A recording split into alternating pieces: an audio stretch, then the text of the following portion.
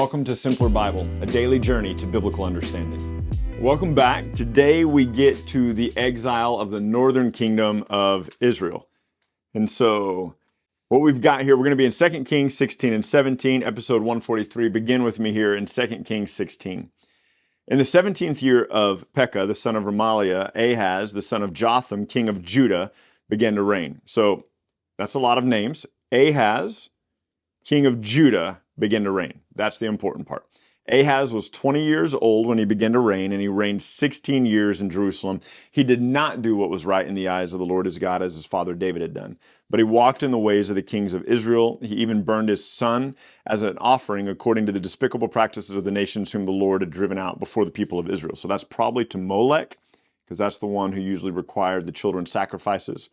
And he sacrificed and made offerings on the high places and the hills and under every green tree. So this dude is just idolatrous.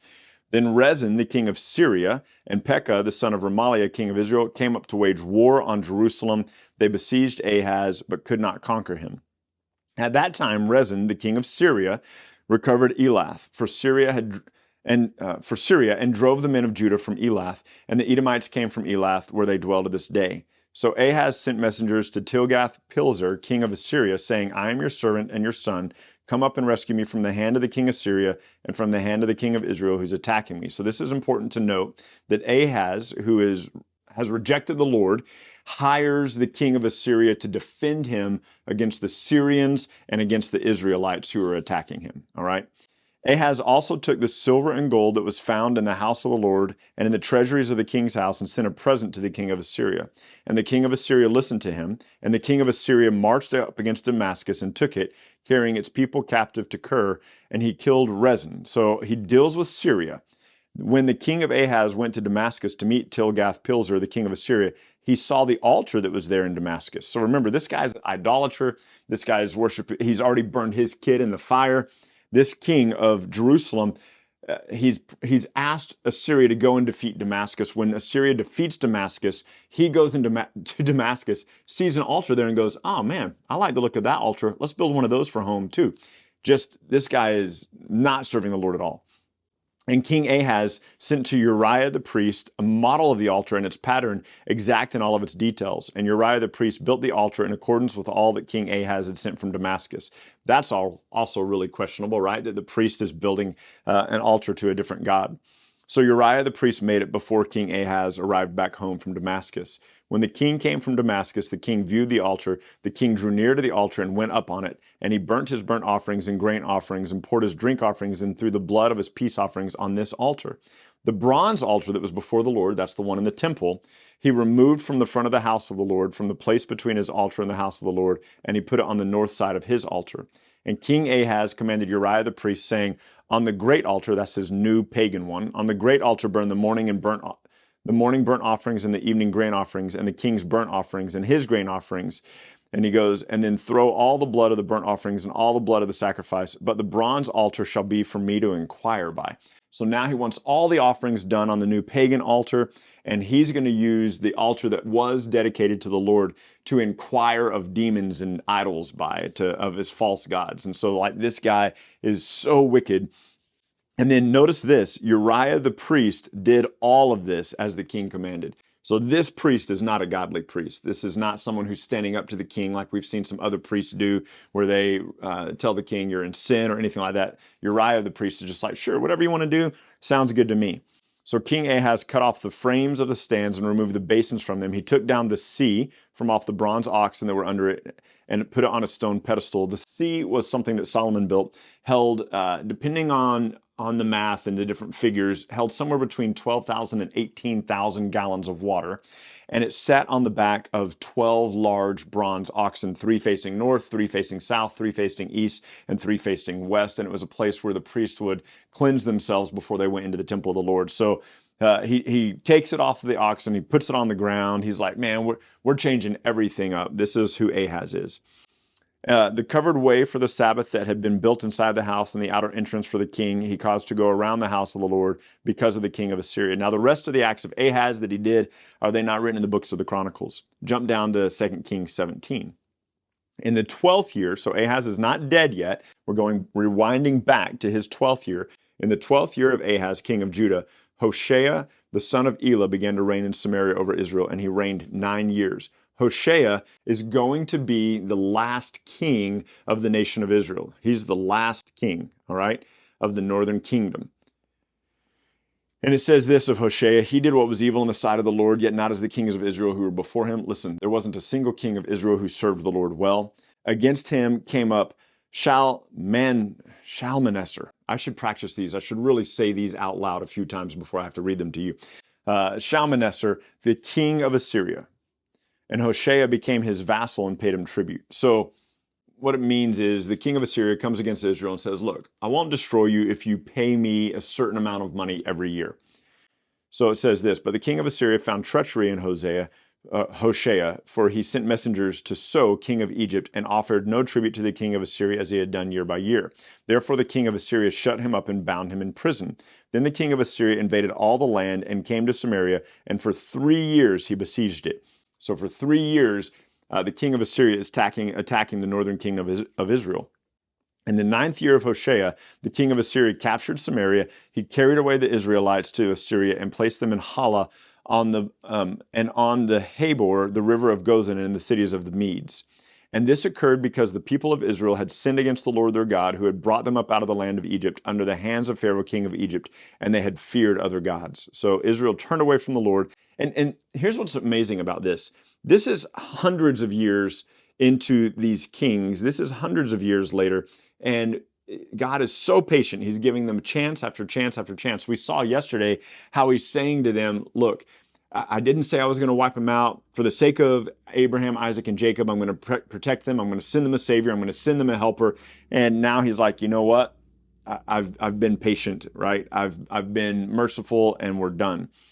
So they feared other gods. These Israelites feared other gods. They walked in the customs of the nations whom the Lord drove out before the people of Israel, and then the customs of the kings of Israel that had practiced. And the people of Israel did secretly against the Lord their God things that were not right. They built for themselves high places in all their towns, from watchtower to fortified city. They set up for themselves pillars and Asherim on every high hill and under every green tree. And there they made offerings on all the high places, as the nations did whom the Lord carried away before them.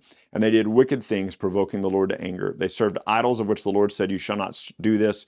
Yet the Lord warned Israel and Judah by every prophet and every seer, saying, turn from your ways, keep my commandments and my statutes, in accordance with the law that I command you, that I sent you by my servants the prophets. But they would not listen, but they were stubborn as their fathers had been, who did not believe in the Lord their God. They despised his statutes. This might make you think of Psalm 119 a little bit. It's also going to make you think of Psalm 115 and 135. I'll show you why here in a minute. They despised his statutes and his covenants that he had made with their fathers, and the warnings that he gave them. They went after false gods and became false. This line right here, they went after false gods and became false. And you might remember in Psalm 115 and Psalm 135, it talks about they have idols that have eyes that do not see, ears that do not hear, mouths that do not speak, hands that do not serve, and those who serve idols become like them. So they went after false gods and they became false. They followed the nations that were around them, concerning whom the Lord had commanded them that they should not be like. They abandoned all the commandments of the Lord their God and made for themselves metal images of 2 calves. That was in Bethel and Dan. And that was from 1 Kings 13, when Jeroboam first set up those idols for the people to serve. They burned their sons and their daughters as offerings and used divination and omens and sold themselves to do evil in the sight of the Lord, provoking him to anger. Therefore the Lord was very angry with Israel and removed them out of his sight. Not one of them was left, but the tribe of Judah only. Judah also did not keep the commandments of the Lord their God, but walked in the customs of Israel that they had introduced. And the Lord rejected all the descendants of Israel. This is a really hard statement right here. The Lord rejected all the descendants of Israel. He afflicted them. He gave them into the hand of the plunderers until he had cast them out of his sight. And when he had torn Israel from the house of David, they made Jeroboam the son of Nebat king, and Jeroboam drove Israel from following the Lord and made them commit great sins. Now, this part's interesting, and I love this part. It's super cool and then also kind of sad. And then it's also going to make us think here in a moment of John chapter 4. But listen to this beginning in verse 24, chapter 17, verse 24. The king of Assyria brought people from Babylon, Cutha, Ava, Hamath, Sepharvaim, however you say that, and placed them in the cities of Samaria instead of the people of Israel. So King of Assyria destroys Samaria, destroys the nation of Israel, and starts repopulating the land with people that he's taking captive, okay? So they took possession of Samaria and they lived in all of its cities. At the beginning of their dwelling there, they did not fear the Lord. Of course not, because these are pagan people. Therefore, the Lord sent lions among them, which killed some of them. So I need you to get this picture. Assyria carries all the people of Israel captive, puts new people to live in the land of Israel in the cities of Samaria, and they're not honoring God. And so God starts sending lions into the cities to just attack people. And I really wish that there was more detail on this, because this undoubtedly is an incredible, interesting story, right? So the king of Assyria was told, hey, the nations you've carried away and placed in the cities of Samaria, we don't know the law of the God of this land.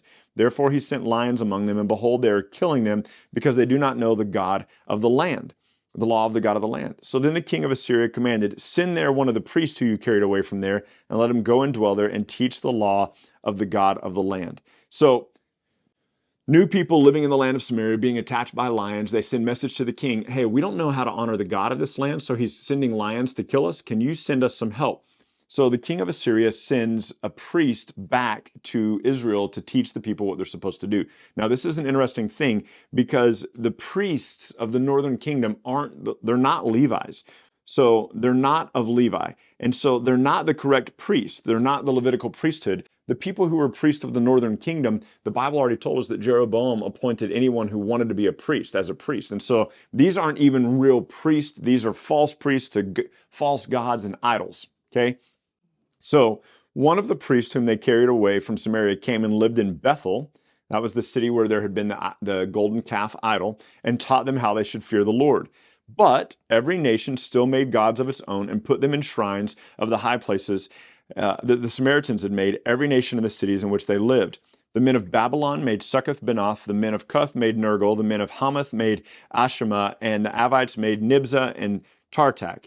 And the Shepharvites burned the children in the fire to Adremelech and Anemelech, the gods of the Sepharvim. However you say that. My goodness. I literally have never pronounced that before in my life, right? I read to myself in my own head. Okay. So they also feared the Lord and appointed from among themselves all sorts of people. This is interesting. Appointed among themselves all sorts of people as priests of the high places, who sacrificed them for them in the shrines of the high places. So catch this, verse 33, very important. So they feared the Lord, but they also served their own gods after the manner of the nations from among whom they'd been carried away. To this day, they do according to the former manner. They do not fear the Lord, and they do not follow the statutes or the rules of the law, the commandments that the Lord commanded all the children of Jacob, whom he named Israel. He made a covenant with them. He told them, you shouldn't fear other gods, but you should fear the Lord who brought you out of the land of Egypt. You shall bow yourself to him. You shall sacrifice to him. And it says, however, they would not listen, but they did according to their former manner. So all these nations feared the Lord and also served their carved images. Their children did likewise, and their children's children, as their fathers did, down to this very day. So why did I say that this should make you think of John chapter 4? You might remember in the scripture that the Samaritan people were despised by the Jews. And the Samaritan people came specifically from the northern kingdom of Israel. Why? Samaria, the nation of Samaria, the nation of Israel, the nation of Ephraim, that northern kingdom. And so the Samaritan people were part Jews and part other nations. So when the king of Assyria started sending some Jews back to live in the northern kingdom of Israel to train the people on what they should do, it was Jews and foreigners who intermarried. And so this is why in Jesus' day in the Gospels, the Jews hated the Samaritans, because from their perspective, they weren't pure Jews anymore. They had intermarried with these other people. It's also why in John 4, the woman at the well that Jesus is talking to, she says, you Jews say that we should go worship on that mountain, but here in Samaria, we're told that we should worship on this mountain. And it's because you have to understand that by the time that Jesus is meeting with the woman at the well, you've had hundreds of years of this kind of intermingling teaching of God and these false gods. And it began here in 2 Kings 17. So the Samaritan people served God, but also served idols. And so there was an intermingling of the thoughts. And so that's why the Samaritans were frequently despised in the New Testament, because they had rejected the true following of God and intermingled the following of God with other idols. And anyway, that begins here in 2 Kings 17. So when you think of the Samaritans in the New Testament, when you're reading about the Good Samaritan, for example, in that parable, when you read that, you should think of 2 Kings 17 because that's where the Samaritan people, the intermingling of the Jews and these foreign nations came from. All right, so there you go, 2 Kings 16 and 17, the northern kingdom is gone. All we have left is the southern kingdom of Judah. And tomorrow we're going to be in 3 chapters, 2 Kings 18, 19, and 20. See you then. Thank you so much for journeying with us today at Simpler Bible through another section of Scripture where we come to know and understand God a little bit better. Look, if you're brand new to Simpler Bible, we have all sorts of resources available for you. Go to our website, simplerbible.com, and there you can find these videos, you can find our podcast, you can find links to our social media, and you can even find a blog post with additional scriptures if you want to go into a little bit more study than we had time to cover in this podcast and video today. We hope that this tool will be exactly that for you, a tool. Not something that replaces your daily walk with God, but something that enhances your daily walk with God and helps you to know and enjoy Him more. Thank you so much for being part of this, and we'll see you again tomorrow.